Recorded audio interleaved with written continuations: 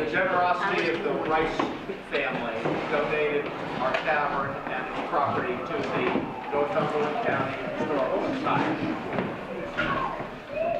Once accepting that donation, they had to decide what to do with it.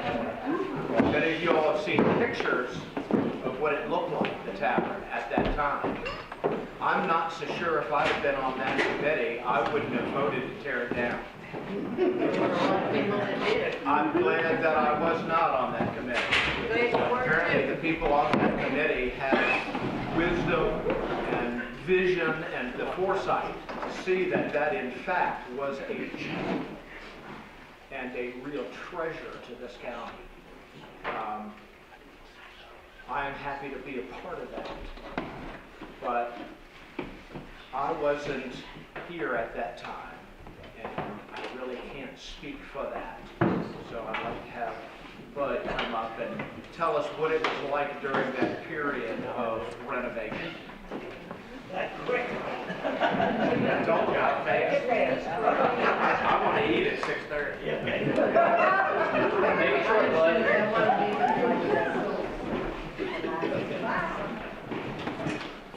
I remember Gerald and I came to the tavern when they were holding events, and I remember walking through it for the first time, and I looked up, they had some nice drawings of how it's gonna look. I looked at it and I said, you gotta be kidding me. But we kept coming up here, and finally it started in 1990. We bought a place down here in 93 and 96. We moved down here in 95 and 96. I came up here and started out as a ranger. And that time, Buzz Burner, over here, Buzz, raise your hand. He just left. He just left. Oh, I think there was an emergency. Yeah, anyhow, and Jack Gregory and I came all within 2 or 3 weeks, and we started out, at that point in time, they were digging out the bottom of the tavern, all the way, all 110 feet of it, and underneath is, I guess it was an 18-inch space. So I was there, as small as I am, I got there, and several other people. We dug that out a bucket at a time, 5 buckets at a time, filled it up, had it to somebody. They took it outside, dumped it on the ground, and after a while we called it Ranger Mountain. And that eventually was all going through with by screening. The tavern continued at a very slow pace. We worked Thursday from 9 to 12. We often worked sometime later, sometime more, sometimes less. As this screen here shows you the wall of the tavern, and the reason that I looked at it the other day. I looked at it the other day. I'm thinking, why am I just holding the camera up there? The reason I was holding that camera up there, we had a meeting that day about a lot of things, and there was some anger. We were divided. There were a lot of things going on. It was a long, it ended up, Will Graham was here. After a lot of discussions about a lot of things, it became down, the big question popped up, restoration or rehabilitation. And it was an argument about all of that. Will finally settled that. Restoration is when you have a house or a building, you're going to restore it. You pick a date. If it's 1800, everything stays 1800. Like explained, we're not doing restoration, we're doing rehabilitation. That way, we are allowed to have the 1926 room, the 1824 part of it. If you repick 1800 or 1776, we'd be stuck with a lot of stuff would have to be tore out. You'd never know the difference. That was just part of that argument. Slowly, there was some things to do with how they distribute money and this and that and the other. Anyhow, it got settled. We moved on. We had some problems. And I can't explain all of that. If you watch this movie long enough, you'll see some of the stuff that we did besides look at the side of that house. Yeah, and eventually, I want to get in touch with everybody. I tried to set up a email today, and I didn't have much luck with that. I'm going to try again and get in touch with people. And those who want to participate, we're going to try to video have some people sit down and talk about what they did, what they thought about this, and so on and so forth. And we worked on the Tavern until about 2000, and it was decided at that point that probably we needed outside help to finish it. We had done as much work inside as we could without starting to redo the whole thing. Now, is there any questions or anybody have any comments on that? We'd like to invite some of you rangers to come up here and say a few words about what it was like in those days. Dee? Dee? Come on, Dee. Dee? Go, Dee. Dee was the president of the club at that time. And we were in the middle of a lot of different things going on around here, and the Quilt Guild had raised a lot of money for the Tavern. And they were looking for a place to land. And we weren't doing such a good job of it. That happened at work, we just didn't cut. Her husband and Leo and I talked about it. We came out here one day and laid all this out and took it to the board. Right. And I drew up a plan, and it was accepted, and we started on this thing. And this is just part of it.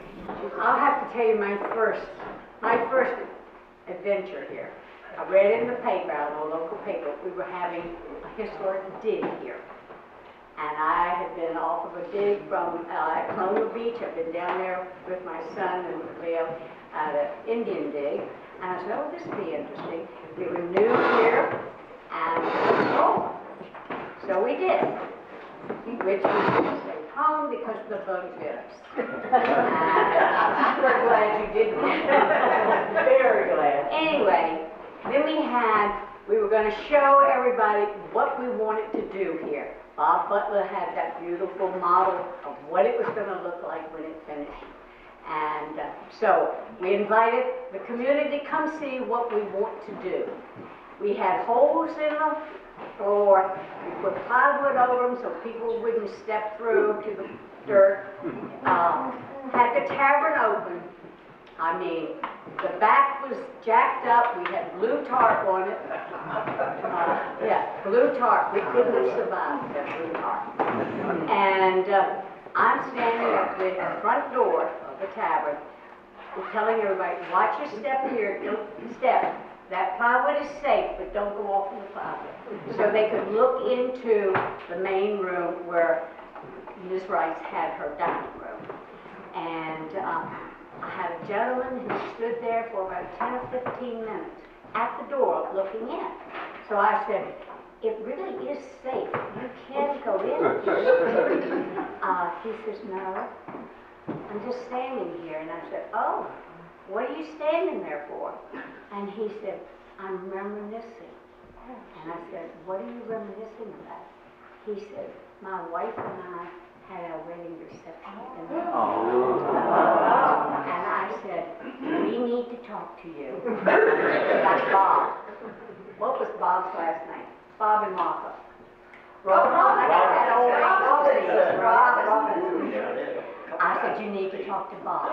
And so Bob interviewed him as what his memories were. We had many people who came here. We had a lady who had her first child in one of the little bedrooms upstairs in World War II, when those rooms were rented out to soldiers' wives. So this building, this complex has seen history from the very beginning of Northumberland County. And to say, let's tear it down would have been,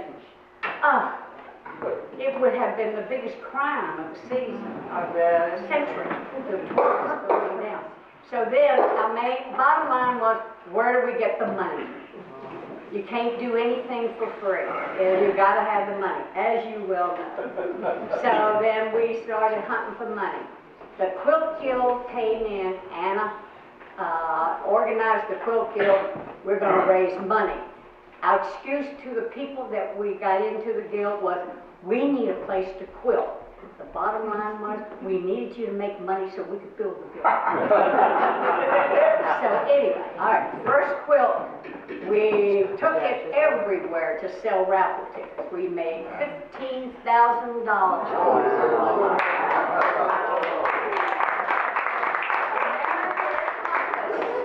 Which is our logo today for the Quilt Guild, Marinus Compass.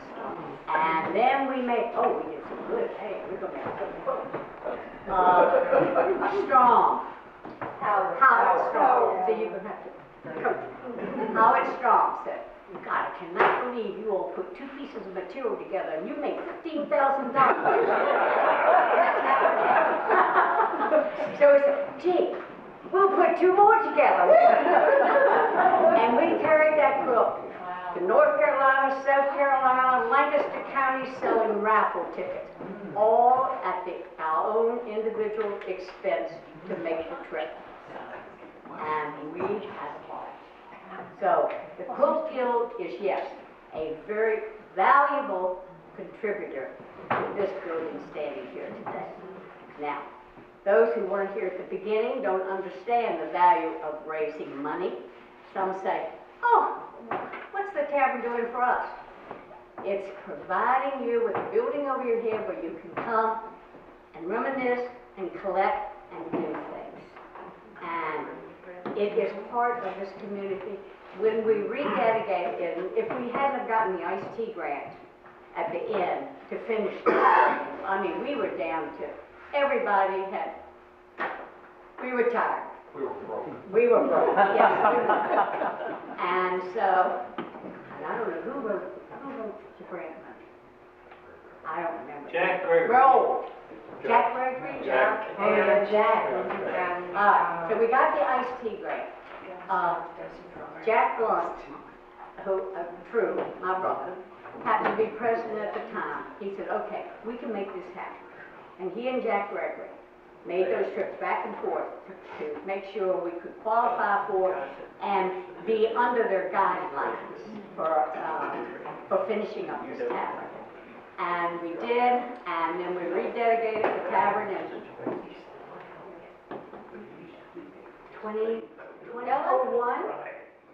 Is it 2001, Ellen? 2002? Where are you, Ellen? Two? Yes, ma'am, two. Yeah, when we had, well, some of the fundraising was a glorious court days. Everybody remember court days? Yes. I remember making crab cakes at the North Side Grill. We had, the Rotary Club. You all will not believe how we made money.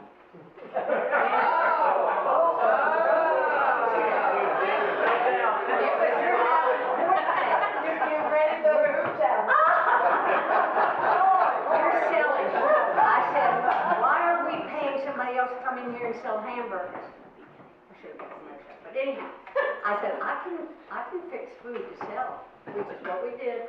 We sold food, hot dogs, which they don't make out hot dogs anymore, Ranger hot dogs. But anyhow, so Port Days was a big money maker for us, and also to let the people know in the community what we were doing here. But I lost my train of thought. because I'm old.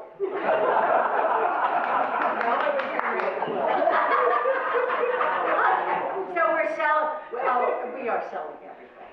But anyhow, we're selling the food, making the money so that we can finish this building. We get ready to rededicate. Okay. Jack happened to be president at the time, and he said, well, you've taken it this far. How about you doing the rededication thing? Oh, God, what did I do? Yes. I said, okay, we can do this. So we had rededication of the tavern back to the community. It was always a community project, always. And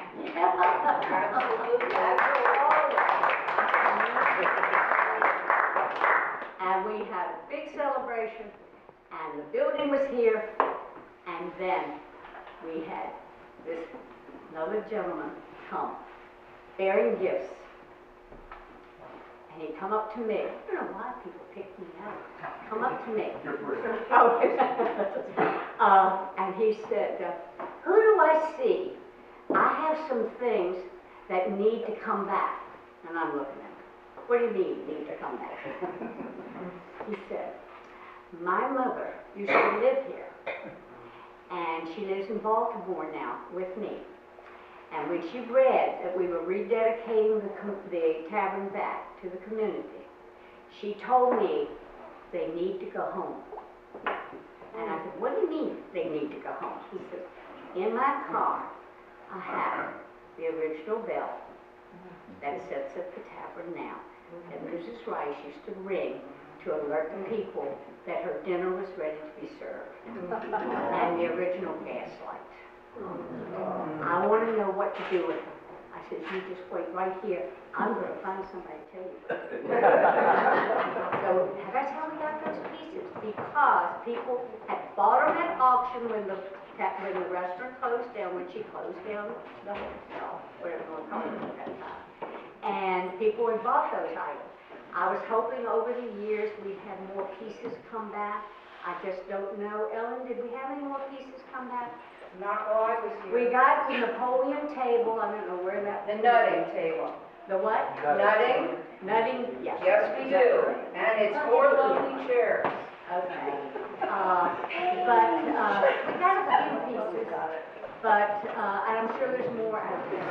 But, Here's the light, yeah, that's. oh, yeah, we got the kerosene right in the middle.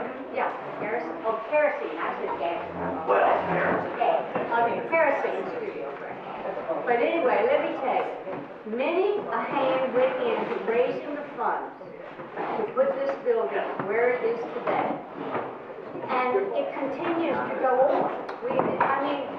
So now we have endowments established, but we need to secure the fact that after we're all gone, and we are going down, we need to make sure we're leaving the legacy, but we need to make sure there's money here to support it, so that at least maintenance and maintaining the building and the property can still be done.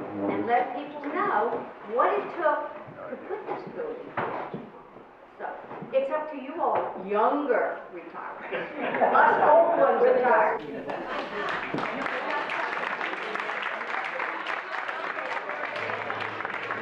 We have a plaque that we're going to unveil today. Now this plaque is, we're pretty sure it's not complete. That there are some names that still need to be added to it. So, come and take a look and see your name on it. And if you don't see your name and you were a ranger, you know, you gotta let us know, because some of our records are a little sketchy. So, you know, we figured before you guys all died off, we better get you together here. So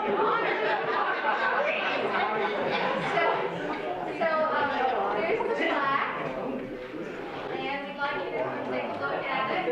And now, I also want to get a photograph of all of you rangers who I invited, who received the invitation here today.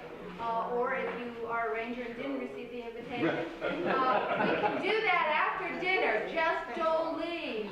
And I also have a little certificate for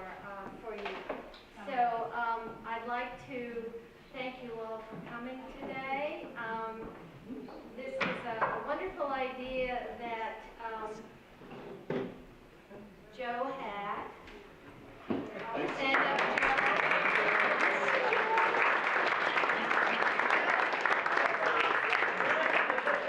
You folks made the history and we're proud of it. We just want to make sure that we have it for perpetuity, so that all the children that come after us and all the people who come here can know the great work that you've done for this community. Joe Thompson is a member of our board, and wonderful idea to come and get you together to come here, and so that we could honor you and celebrate everything that you've done. With that, I guess Linda will put the food out, and we'll have some food. We'll break bread together, enjoy each other's company, chat, and then don't you leave till I get your picture. Okay. All right. Thank you.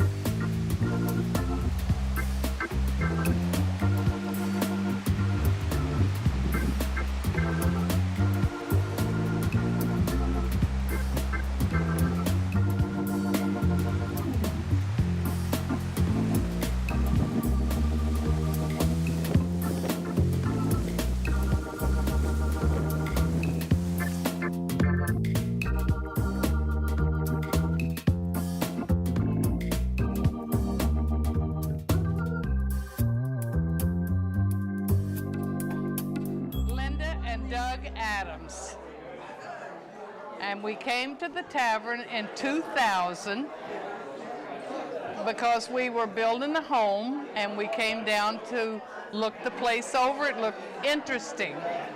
And the upstairs was still all torn apart, but there was a quilt show that we walked in among all of the construction. So that's when they had the building open for you to look and see what Right. they've done so far. To see what they had done with the renovation. And from then on, there was a bug of some kind in the building that bit me, and I have been here every day since almost, and it's 2018. Okay, so what are all the different things you've done here? Well, first I worked with the extension agent, and we started the farmers market. And then all of these rangers were running around doing work that I had given them lists that needed to be done outside and inside, volunteers. And then we had no office. And I thought, we have to have an office, and we had one in the old jail next to the Tavern, was where the first office was, yes. And I carried what equipment we had over here with the Rangers' help, and I started the office. And every Thursday that they came to work, I would come bouncing down the stairs with my sheets of paper, and they would start hollering, "Here she comes, watch out." So then I decided, they said, well, we've got to computerize this place. And I wasn't very good at doing computer. And then I met Ellen Hollows. Stop there for a minute, because you also were the one who started Pub Night.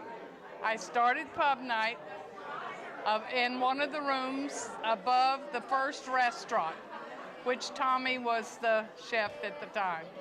And we used to have 50, 60 people. And one night we had 12 plates of deviled eggs, because it was potluck. And tonight I think we're going to have all hors d'oeuvres, and I'm trying to keep some of them back for that. But I've been around here in different, and I ran the store. I did the store. Gloria Danino and I bought the stuff and sold it. Golden Village Christmas. Golden Village Christmas, you and I were in on that. And that was your idea, though. But literally, you've been involved in everything. I have. Membership drives, fundraising. Yes. Yeah. And like a good husband, I follow him. Follows directions well. Yeah. And, you know, I try to step back every once in a while. But, you know, a lot of people donate stuff that we really can't use, but you can't hurt their feelings. So we take it. And we had about 15 or so chairs, all different size, shapes of chairs. They floated upstairs, then they'd come down here and somebody put a price on them, nothing would sell. This past farmer's market, I put them outside with a sign that said, take a piece of history home with you for $5. I sold every chair. So, Thanks, Linda. That's good. yeah.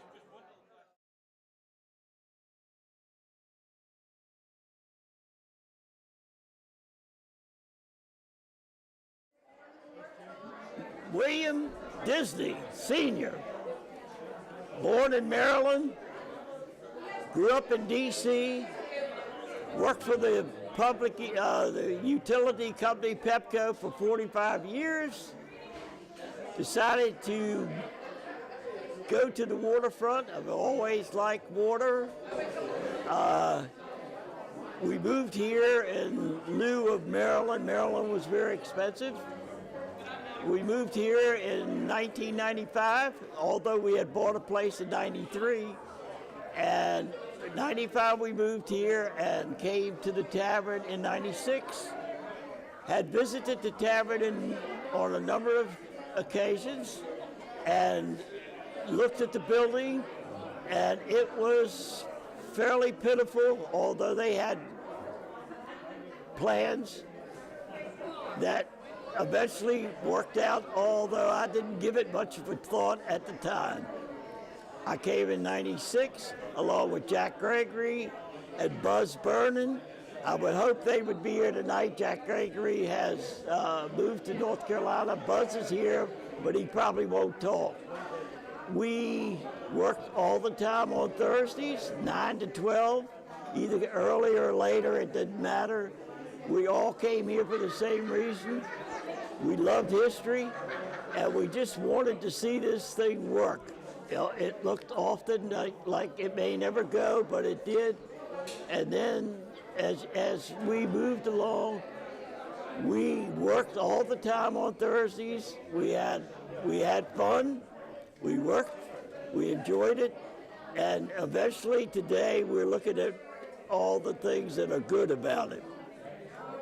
I always loved history. I started taking videos in 97. I had a video camera. I like to take the videos, so I started. Nobody asked me. Nobody questioned me. So today, this is turning out to be a wonderful thing for me because it's really recorded history. I also took photographs. I've had photographs all the way back, and I'm getting ready to pass them over to the Tavern. All these guys that worked as rangers were great guys. We all came from different places. We all worked in different ways, different skills, but we always enjoyed it, and we really thought a lot of each other. I remember the days we got. In the beginning, was the Tavern building was the main object of all of this. Eventually, Dan Purvis, who was our leader, the clerk of the works, they called him. He's the one that led us in restoration with tools, how to do this, how to do that. Leo Rogers was the same way. Leo restored all the carts and coaches, and he did a lot of that, and he worked on it all of his retired life until he passed away. We had people from all over that worked here, and we all enjoyed each other. We learned a lot about construction. We learned a lot about tearing down things, as you can see on one of the videos that I made. And we also learned to move things. We moved wood all the way from here to there and back and over. But eventually, as the tavern became completed, the grounds got cleaned up and everything was moving along. The original term of ranger was a colonial American. The ranger became the symbol of America. The rangers were called rangers because they ranged. They would go out into the wilderness. They would hunt for food. They hunt for fur, and they may be gone for months. There's a group in the Westmoreland Long Rifles were rangers. But we applied that here, I guess, because of the colonial beginnings of this. This place really started, this location really started in 1693. Yeah. And somewhere things got lost and turned around. It never really got officially located until 1795. So this came along, let me see, Jamestown, 1607. In 1624, they stopped settlers from moving into the northern neck because they were beginning to move the local Indians out, the Native Americans. But that didn't stop them. They began to pay the local Native Americans for their land, and they finally give up, and they just moved here, as they did all the way through the northern neck and every place west. And Northumberland became a county in 1648. In 1690, somewhere, one of the kings, I'm not sure it's King Charles, they decided that every county should have a courthouse. And with every courthouse came a tavern, or more taverns, because the circuit courts ruled. Circuit courts only went from place to place every 2 or 3 times a year, and when they did, all the local people came to town to watch the trials or just to come to town to see people and talk and catch up on the news. Okay.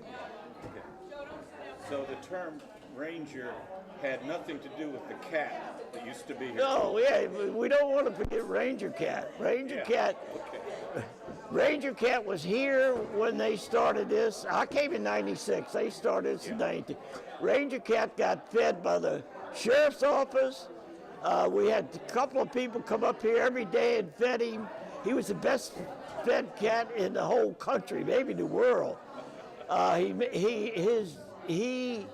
Even after the building was started to get sealed off, Ranger still could get in that building, and we never figured out how he did. But poor Ranger, everybody loved him. He would be friendly one day, and the next day he would be aloof and wouldn't pay any attention to it. He met his demise one day when somebody came here. They let the dog out of the car, and it got Ranger before he had a chance to do anything. Yeah. Ranger was our symbol, I guess. We even someone contributed a electrical cat house, if you want to call it. We kidded him, but Ranger wouldn't sleep in it. Ranger was one of us until he passed away. In fact, we have a memorial to him out front.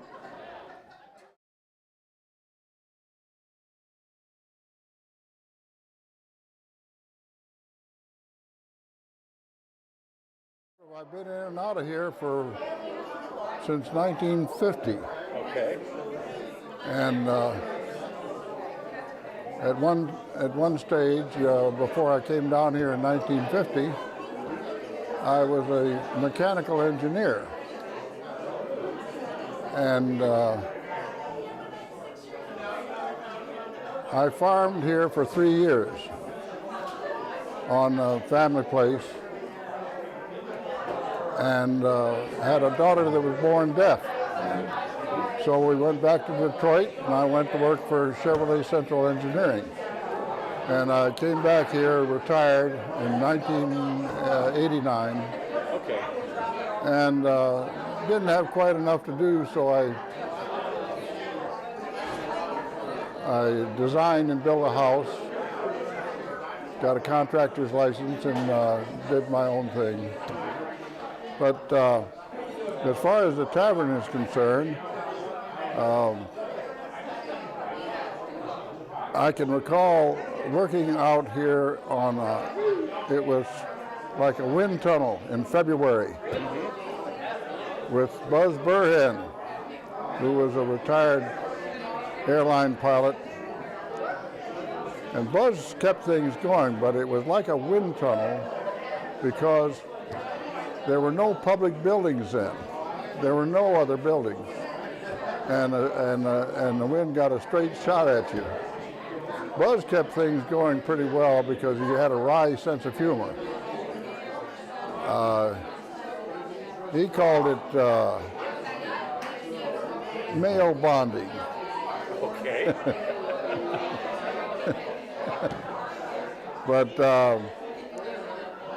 Buzz and I worked on the timbers that went into the blacksmith shop, and I made all the windows. I had the facility, after building my house, I had a complete shop, tools and everything to do. In those days, I could meet any challenge. I didn't think there was a challenge to anything. And had a lot of fun with it, met a lot of fine people. We used to be, the Rangers used to be we worked together and we played together.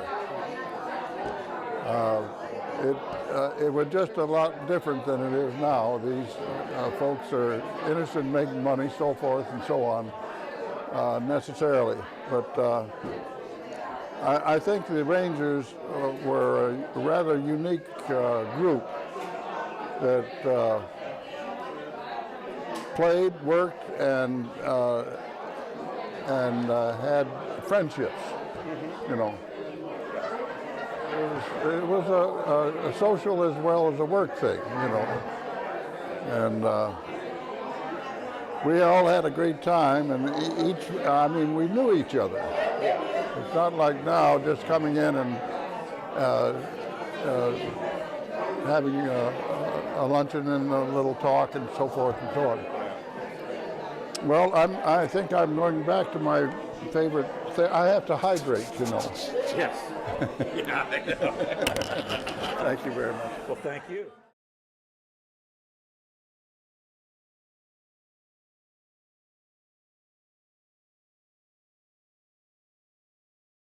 I'm Carol Dingley. My husband John and I joined the Tavern around 2000 when we retired down here. He was on the board and he was head ranger, and I soon discovered that I couldn't compete with the Tavern, so I decided I better get really involved with the Tavern. So I really enjoyed being a docent in costume, doing tours. I ran the gift shop for a while. I just got involved, loved it, and so many good people. We had a good time. We were a family, and we felt we were doing something worthwhile. And I hope it will continue for many years to come. Where did you come from? Oh, we're England originally, but I've lived here for 45 years. This is home. And I love giving the docent talk because several people have said, "Oh, you're a tavern wench." And in my costume, and I always say in my best British accent, lest there be any misconceptions, I am not a tavern wench. I'm an indentured servant, come here to make an honest living and perhaps find a rich planter to wed.